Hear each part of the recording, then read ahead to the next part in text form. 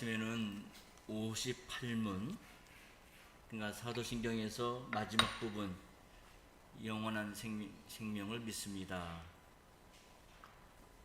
이 부분을 함께 생각해 보고자 하는데요.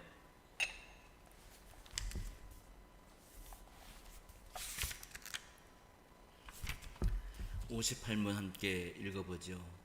영원한 생명은 당신에게 어떠한 위로를 줍니까? 답: 내가 이미 지금 영원한 즐거움을 마음으로 누리기 시작한 것처럼 이 생명이 끝나면 눈으로 보지 못하고 귀로도 듣지 못하고 사람의 마음으로도 생각지 못한 완전한 복락을 얻어 하나님을 영원히 찬양할 것입니다. 우리가 이 사도신경 마지막 시간인데, 사도신경에서는 우리의 육신의 부활 또 영원한 생명도 역시 성신 하나님의 사역 가운데 있다는 것을 분명하게 가르쳐 줍니다. 이 3부의 제목이 성신 하나님과 우리의 성화에 관한 일이잖아요. 근데 보통 우리는 성화 그러면은 그냥 우리가 신자로서 살아가는 어떤 도덕적인 삶과 관련해서 이해를 하는 경향이 많습니다. 그래서 보통 그런 이해가 있기 때문에 부활과 영생을 성화라는 제목 아래 두는 것에 대해서 다소 이렇게 이해하지 못하는 경향이 있을 수 있는데요. 우리는 이 성화를 우리 사람의 어떤 윤리적인 행위로 생각을 하지만은 이 성화에서 중요하게 볼 것이 있는데, 그것은 다름 아닌 그리스도께서 우리 안에서 행하신 일입니다. 우리가 로마서에서 성화에 대한 부분들을 우리가 이미 살펴봤지만은 그리스도께서 우리 안에서 행하신 일이 무엇인가, 또 그리스도께서 우리의 삶 속에서 어떤 일을 행하고 계신가, 그겁니다. 그리스도께서 부활로 죽음을 이기고 죄와 사망과 그 세력을 꺾으셨고 그 부활의 생명으로 우리를 거듭나게 하셨기 때문에 우리가 예수님처럼 거룩해 되가는 거, 그 성화도 가능한 겁니다. 우리로서는 불가능하지만 그리스도로서는 가능하다. 왜냐하면 이미 우리 안에는 내 개인의 생명이 아닌 그리스도의 생명이 우리의 현재 삶에 침투해 들어와 있기 때문에 그렇습니다. 그래서 갈라디아 2장의 바울 사도는 이제는 내가 사는 것이 아니요 그리스도께서 내 안에 사신 것이라 이렇게 고백하지 않습니까? 바로 그 생명이 우리의 삶을 이끌고 나간다 하는 겁니다. 성신께서는 그리스도께서 이루신 이 부활의 공효를 우리에게 입혀주시고 내가 지금 이미 영원한 즐거움을 마음으로 누리기 시작하게 하시고 마지막 목적지인 부활까지 이르게 하실 것입니다. 그때에도 우리는 새하늘 새 땅에서 부활의 새로운 몸을 입고 하나님과의 거룩한 교제 가운데 지금보다 더 풍성하게 누리며 살게 될 것이죠. 이러한 새로운 힘이 성신으로 교회 안에서 역사하기 시작했기 때문에 우리는 죄와 세력과 싸워 이길 수 있고 얼마든지 거룩한 생활도 할 수가 있게 되는 겁니다. 우리가 생명이 뭐냐 할 때 이 생명을 단지 영혼과 육신의 결합 정도로 설명할 수는 없을 겁니다. 신자는 영혼과 육신이 분리됐을 때도 이미 그 영혼이 즉시 머리 대신 그리스도에게 올려져서 더 큰 생명을 누리게 되는데요. 그런 면에서 볼 때 생명이라 할 때 생명은 하나님과의 관계에서 봐야 되지 않나 하는 생각이 듭니다. 그러니까 하나님의 말씀을 거역하는 것이 죄고 그 결과는 죽음이다, 사망이다, 그랬죠? 따라서 하나님과의 교제가 없으면 아무리 세상 사람들 눈에 볼 때는 활발하게 잘 살고 있다 할지라도 이름은 있지만 있으나 마나 하는 죽은 것이다 하는 겁니다. 영원한 생명은 하나님께서 에덴 동산에서 아담에게 이미 약속하신 것이고 또 생명나무가 그 사실을 우리에게 하나의 상징으로 알려줍니다.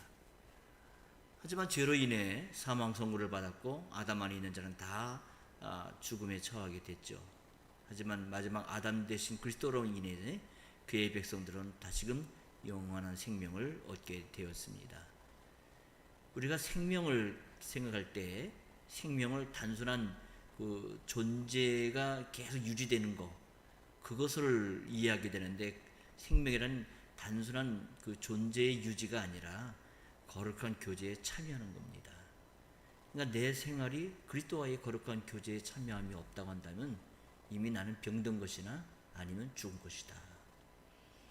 신자는 이미 생명의 떡을 먹고 영원히 삽니다. 생명 대신 그리스도께서 우리 안에 살면은 바로 그게 참 생명이 되는 거죠. 오늘 58문에서는 영원한 생명의 상태를 하나님을 영원히 찬양하는 것이다, 이렇게 가르치죠. 이게 참 독특한데요. 그러니까 하나님과의 관계가 생명인데 그 관계를 잘 드러내는 게 찬송이다 하는 겁니다. 그러니까 그 시편에서도 호흡이 있는 자는 여호와를 찬송하라 그러잖아요. 생명이 있는 자는 여호와를 찬송하라, 그렇게 얘기합니다. 피조물은 하나님께서 행하신 일을 볼 때 찬송하고 나타나는 하나님의 영광으로 만족합니다. 하나님의 영광에 만족하고 그것을 주님께 돌려드리는 것, 그게 바로 생명이 잘 발휘되고 있는 상태의 모습이다 하는 겁니다. 근데 여기 보게 되면은 내가 이미 지금, 그래요. 내가 이미 지금.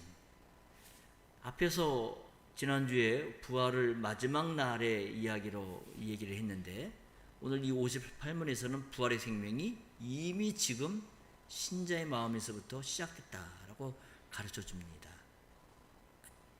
우리가 이미 부활 생명이 시작됐다는 거예요. 우리는 우리의 경험에서부터 뭔가를 생각하는 경향이 있기 때문에, 그래서 그 경험에서 비춰본 과거의 일을 우리는 확신하면서 나가잖아요. 그러면서 미래의 일은 우리가 경험이 없으니까 당연히 불확실하게 생각을 합니다. 하지만 성경에서 부활에 대해서 가르칠 때는 우리의 경험이나 우리의 기대에서부터 시작되는 게 아니라 그리스도께서 부활하셨다는 그 사실로부터 시작이 돼요. 그러니까 그리스도께서 이미 부활해 하늘에 계시면서 신자들에게 부활의 생명을 입혀주신 것에서부터 부활에 대한 교훈이 시작이 된다는 겁니다. 그러니까 이미 그리스도께서 성취하신 사실이 이 역사 위에서 실현됐기 때문에 우리는 오히려 나는 경험하지 못했던 미래지만 그 미래에서 현재로 시간을 바꾸어 부활에 대해 생각을 얼마든지 할 수가 있게 되는 겁니다. 사람들의 생각대로 현재에서 미래를 생각하는 게 아니라 그리스도의 부활이라는 사실로부터 혹은 종말에서부터 현재로 순서를 바꾸어서 살게 되는 거예요.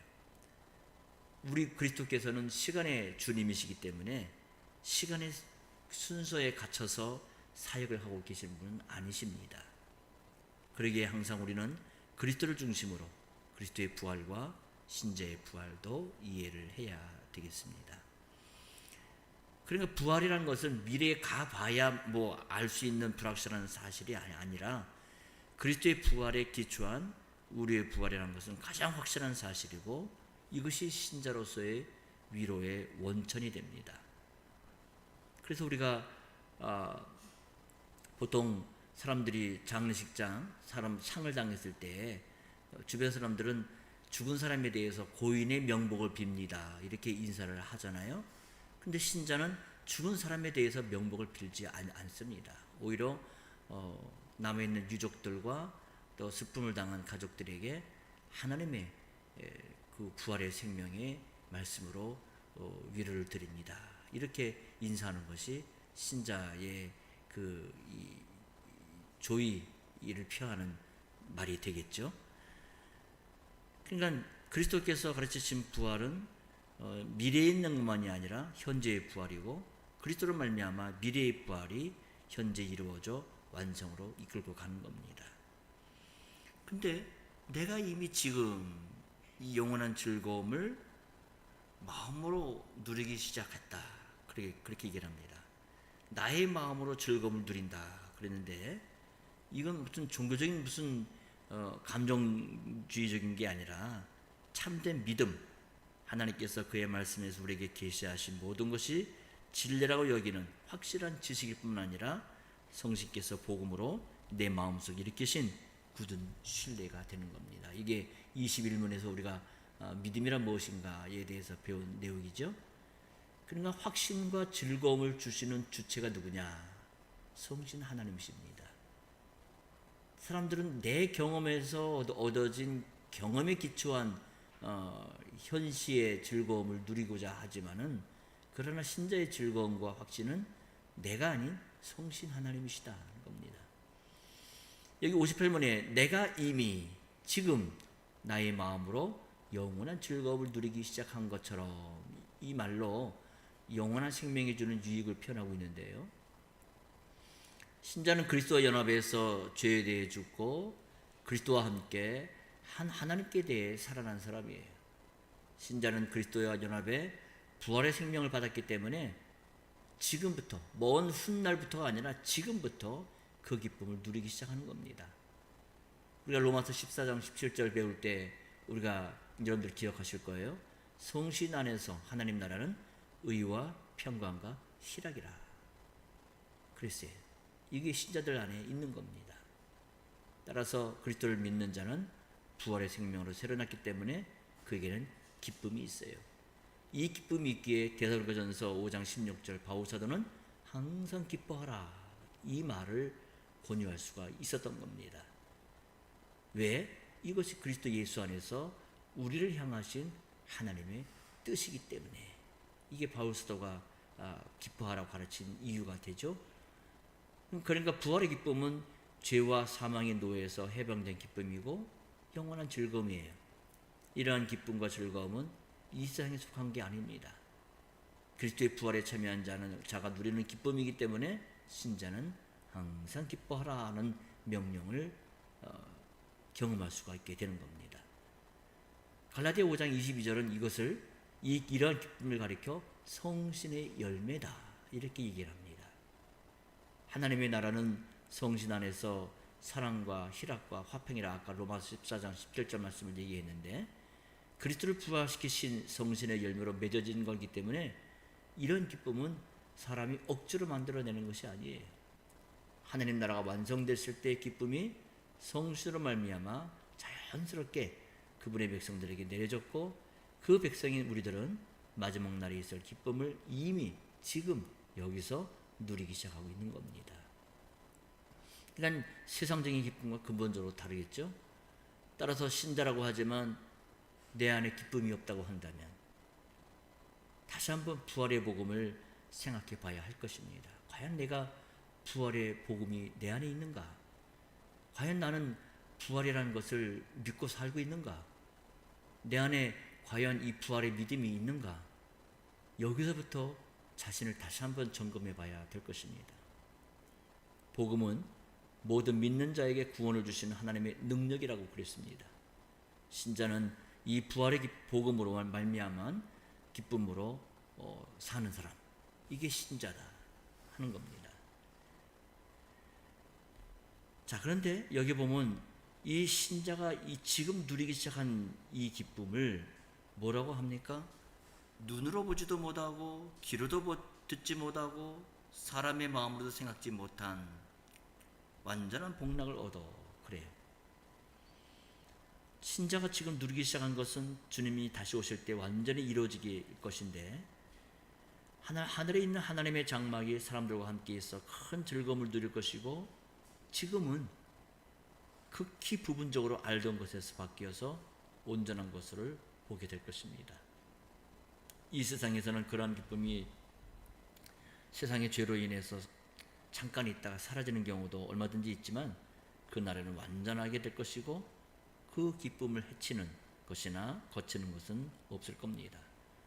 우리가 주와 함께 있고 왕노를 할 것이라 얘기하지만 하나님 나라가 완성된 모습을 이야기하는 성경 구조들을 우리가 자세히 보게 되면 대부분 부정적으로 묘사하는 것을 주목해 볼 수가 있습니다. 계시록 14장 같은 경우에 보게 되면 21장 같은 경우도 그렇고 수고와 눈물과 애통함, 곡함, 사망, 아픈 것, 밤 이런 것이 없다. 하나님 나라는 이런 것이 없다 그래요. 그러니까 이 세상에서의 부정적인 것들과 반대가 하나님 나라다. 그렇게 말할 수 있겠죠. 그러니까 적극적으로 뭘 묘사해도 우리는 그걸 알 수가 없기 때문에 그냥 우리가 경험하고 아는 것을 토대로 부정적으로 그렇게 가르치는 것이 아닐까 생각이 드는데요. 영원한 안식이라는 것은 사람이 눈으로 보지도 못하고 귀로도 듣지 못하고 사람의 마음으로도 생각지 못했다라고 합니다. 그러니까 이 영원한 안식은 우리가 어떻게 사람의 말로 우리 이 세상에 있는 무슨 유명한 사전을 다 동원해서 어떤 단어를 찾는다 할지라도 거기에 걸맞는 말을 찾을 수 없을 만큼 그런 것이 바로 영원한 안식이다.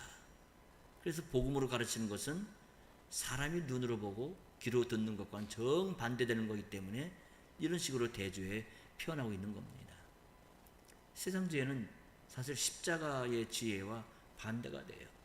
오늘 우리가 야고보서를 통해서 지혜에 대해서 배우겠습니다만은 이 지혜는 세상 지혜와는 정반대입니다. 질이 달라요. 성격이 다릅니다.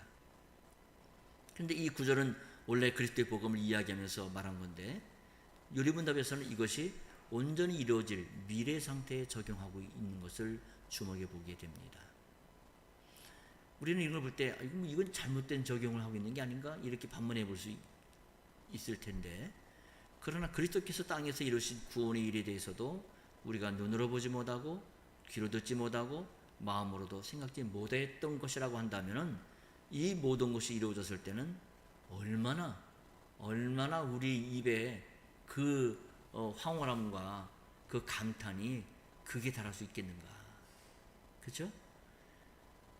사망과 음부도 불못에 던져지고 결국엔 하나님의 경영이 완성되게 될 것입니다.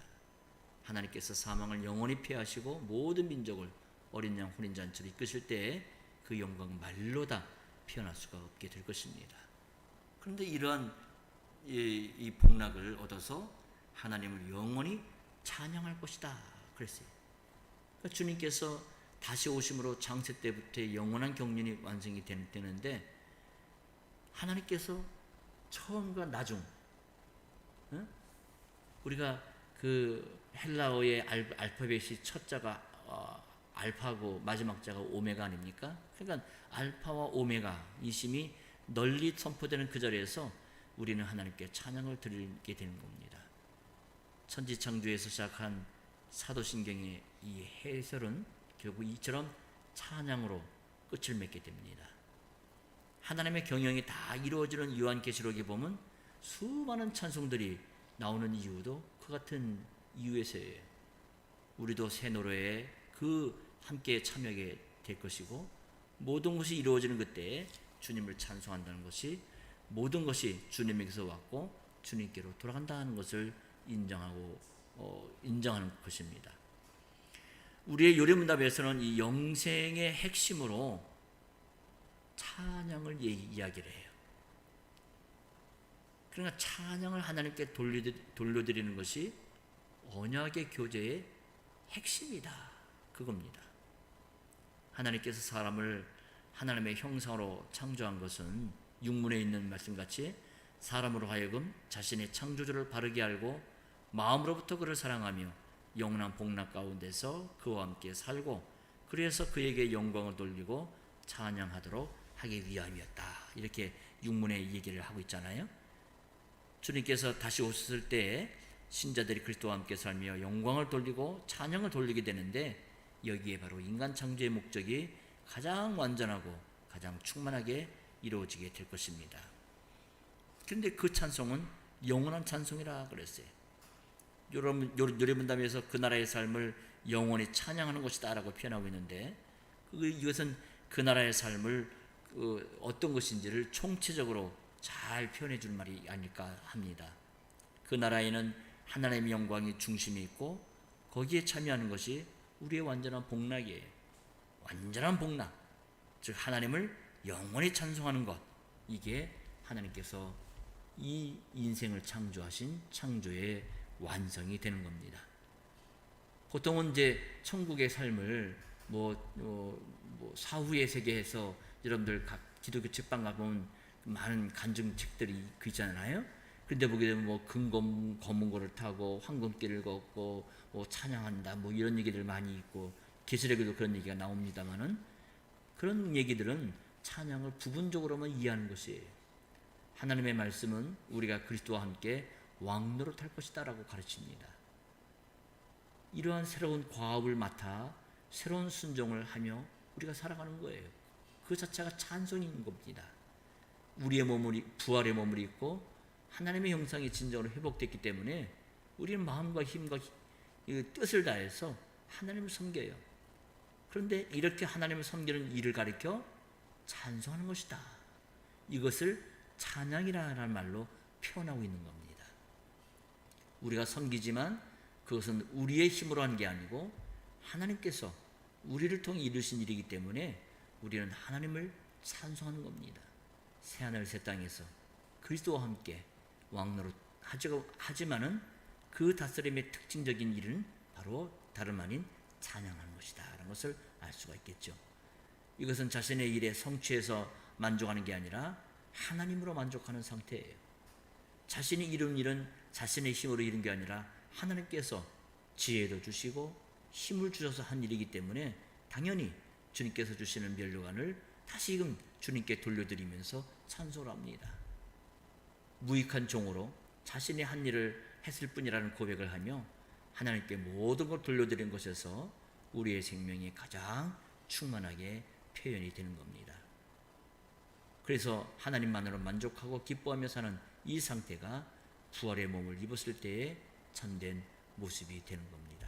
이렇게 해서 오늘 우리는 이 사도신경에서 마지막 문답인 이 58문을 함께 공부를 했고 다음 주부터는 59문에 대해서 함께 공부하겠습니다. 기도하죠. 그러신 아버지, 오늘 아침 저희들이 사도신경 마지막 부분인 영원한 생명을 믿습니다 라고 하는 그 내용이 주는 위로가 무엇인지를 생각해 보았습니다. 신자는 이미 지금 여기에서 영원한 생명인 영생이 시작됐기 때문에 그것을 맛보고 있는 사람이기 때문에 하나님께서는 우리에게 그 하나님의 그 영원한 세계에 참여할 때는 더 극대화된 그 영광된 그 기쁨을 풍성하게 맛보게 하실 것이고 지금부터 저희들은 찬송하면서 그것을 또 맛보며 살게 하신다는 것을 유리문답은 우리에게 가르쳐 줍니다. 이것이 신자의 생활이고 믿음의 생활이고 이것이 이 세상에서의 교회의 모습이 아닐까 생각이 됩니다. 주님, 우리에게는 수 없는 역경과 파도가 몰아치지만 그 가운데서라도 이미 지금 하나님 나라를 맛보고 있는 현실을 붙잡고 믿음으로 굳게 써나가는 저희 모두가 되게 하여 주옵소서. 예수 이름으로 기도합니다. 아멘.